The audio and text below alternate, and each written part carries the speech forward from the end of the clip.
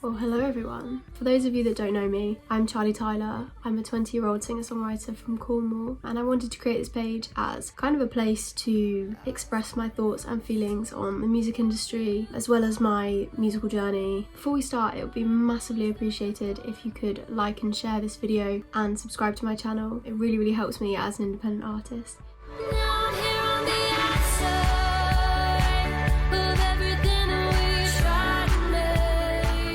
So as a bit of a background, I got into music when I was around 13, 14. I'd go to lots of open mic nights and sing covers to a backing track. Gradually, when I was about 16-ish, I taught myself to play the guitar and started writing songs, and then a couple of years later started playing piano and was gigging a lot more. So I kind of jumped straight into the music thing. I played sport for as long as I could remember, like since I was little tiny. So the music was a bit of a shock and I didn't really know much about it, and neither did any of my family. So, you know, I was kind of just learning as I went. So I wanted to do this video of 5 things you should know about becoming a singer-songwriter.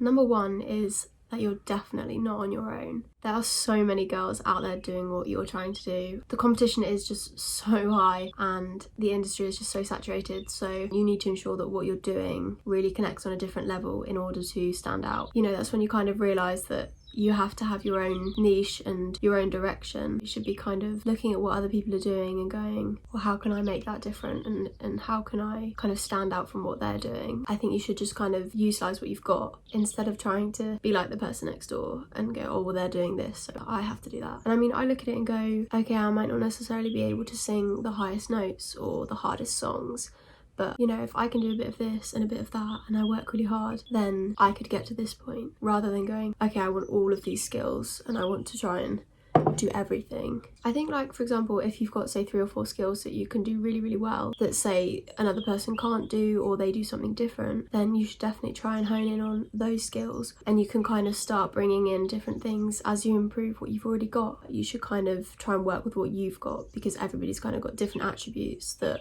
make them unique and individual.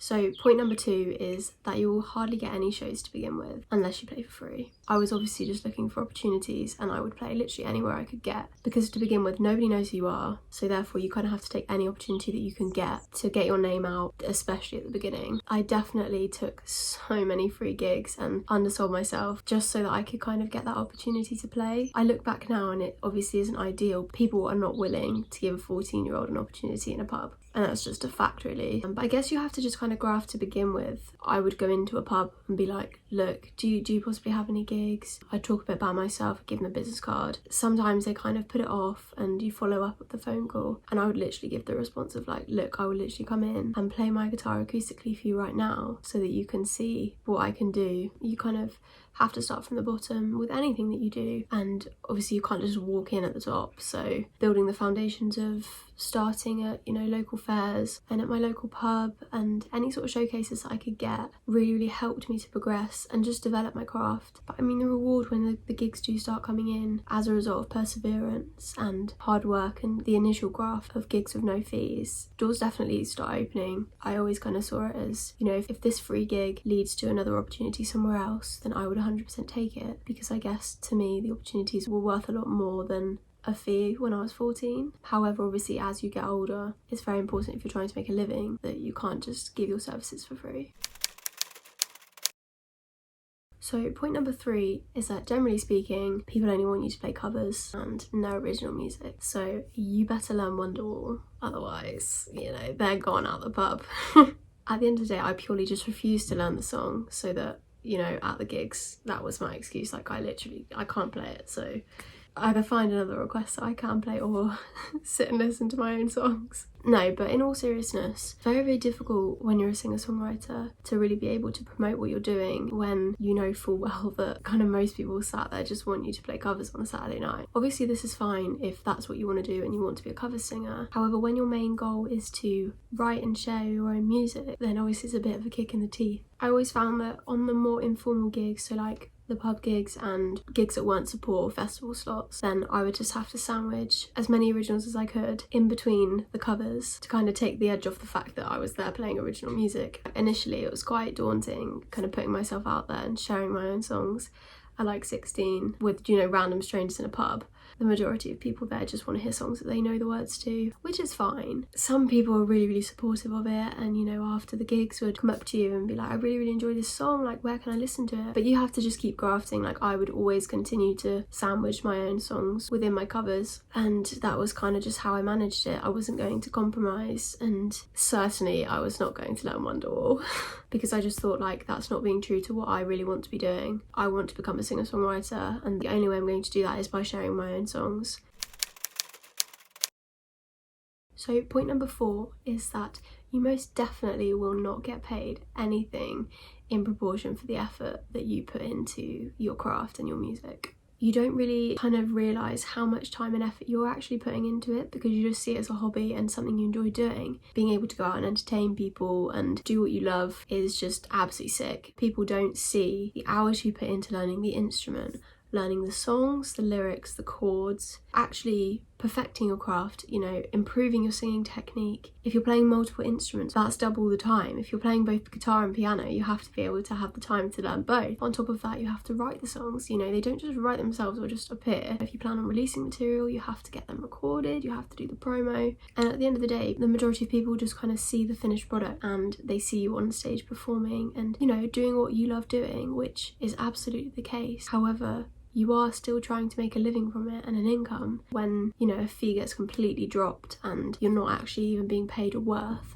or even your travel to get there. It's kind of a kick in the teeth because, for example, if you had a plumber come around and fix your bathroom, they're not going to do it for free because they're using their time to come and provide you with the service. So therefore, being a singer-songwriter and a musician is no different. I'm providing you with entertainment and a service that takes longer to prepare than just turning up and singing a few songs. People don't just pick up a guitar and can instantly play it, or sit behind a piano and, you know, can play Beethoven. You spend so much time investing in making your show and your act as good as it possibly can be. A lot of people would think it was really, really sick that, you know, I'd get to go out and play lots of different gigs, meet lots of people and play lots of shows. There was certainly a lot of people that kind of just saw it as a bit of a joke and, you know, just a hobby. I always look at it and go, if I can turn my hobby and things that I love doing into a career, then why wouldn't I try and do that? Just because I'm doing that as a job doesn't mean it should be kind of belittled and made out to be anything less than it is. I'm still very young and this kind of wasn't a big thing for me in the beginning because it was just something I loved doing, and I was just turning like what I had in my head as a dream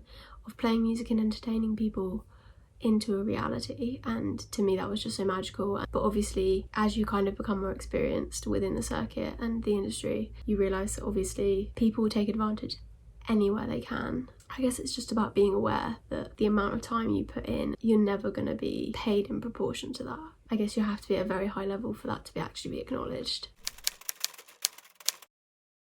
The 5th and final thing that you should know about becoming a singer-songwriter is that you're going to need to write a lot of songs, because in time you realise that many that you thought were number ones at the time aren't actually that great. And I mean, at the end of the day, the more songs you've got in your kind of armoury, the more lethal you're going to be in the industry, as, you know, you can just churn out song after song after song when other people are struggling to write one maybe. So the more you do it and the more you practice, obviously the better it's going to inevitably become. I guess it's certainly just trying to find ways to get yourself just that little bit ahead, and, you know, if you have more songs than the person next to you, then there is a good chance that you've got maybe 2 or 3 potential hits, whereas they may only have 1. So I mean, you're just kind of constantly increasing your chances. So for a period of time, I would literally try and write every single day, no matter whether it was good or bad. I would just continue to finish the song and be like, don't just stop halfway through. Even if you think it's going to be bad, just keep going, get to the end of it, and then you can put it away and you've kind of got that out of your brain. But even so, those songs that you might not think were great at the time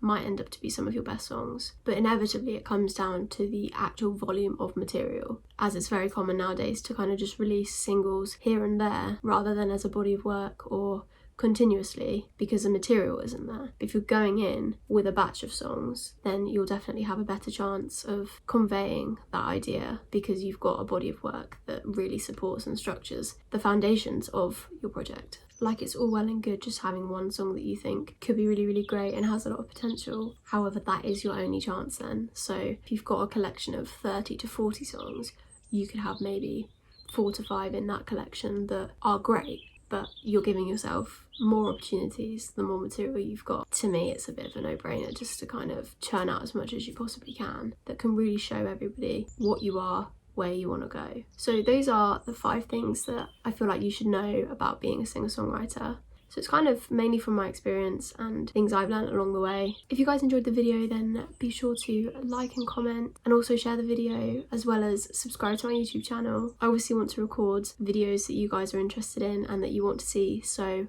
be sure to comment down below if there is anything specific that you'd like to see from me. I really hope you guys enjoyed, and I will see you next time.